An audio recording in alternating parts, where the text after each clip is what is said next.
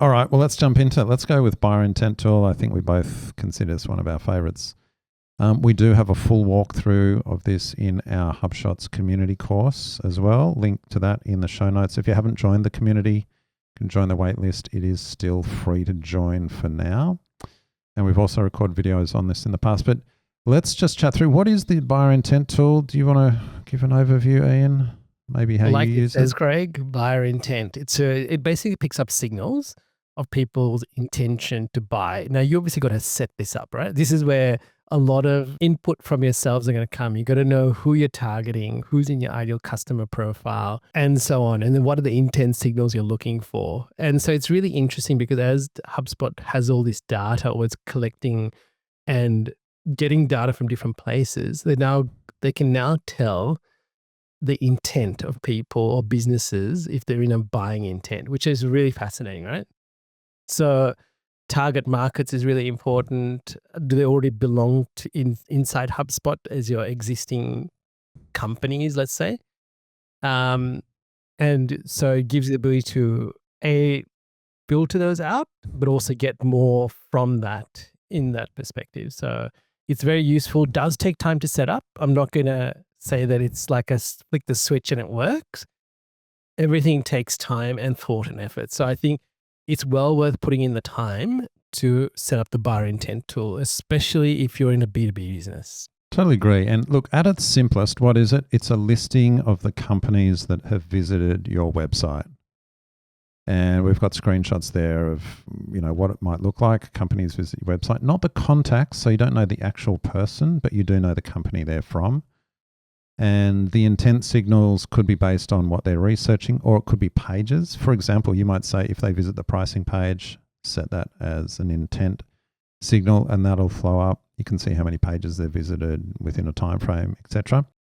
And as you said, setting up existing markets, that's the really important thing. So we've spent a bit of time being very specific on our target markets so that if those companies meet that criteria, they show. And if they don't show. I don't want to see all that noise. So it's really about getting signal from the noise.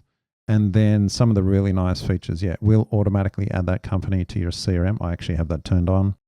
And then you can actually get daily email digests of those companies. So I really like getting that. Here's the 6 or 7 companies meeting your target market that visited your website yesterday. I see that every morning and I'm like, great. I can look at a few of those. Hang on, I was chatting to that company, or I know they crossed my path.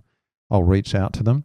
And one of the things I've been doing based on this, Ian, is if I see particularly good or interested companies, I'll then actually just go to Apollo and look up, say, the marketing manager from that company, and then I can just reach out and connect. And it's very simple because that might be a cold outreach email, but you can say, if I'm contacting marketing, or sometimes I'll contact the owner or the CEO of the business, I'll say, hey, I can see that a bunch of your team were on the site, just check if you're, wanted to chat, or forward them my details. I'll just do some things like that. Because if someone has visited the site 30 page views or more, there's probably something there. So I've been showing this to a lot of companies and the sales teams as well as the marketing teams. I think and that's why it's my favorite tool. That's why I talk about it all the time. Very powerful. And the great thing is it's improving all the time. They've added this new signals tab, which is hit and miss, I have to say, but it tracks things. I think it looks at LinkedIn a lot. Are there people moving job roles? Is there company news? All that kind of stuff. I've set that up. Now that signals part does consume credits, by the way. I'll happily pay for those credits to get that insight. Yeah. And so does the add to company, Craig. Add companies to HubSpot. That consumes credits, does it? The add it does. It consumes a credit. It consumes 10, I think. I didn't know that. Okay, there you go. I'll happily pay for that as well.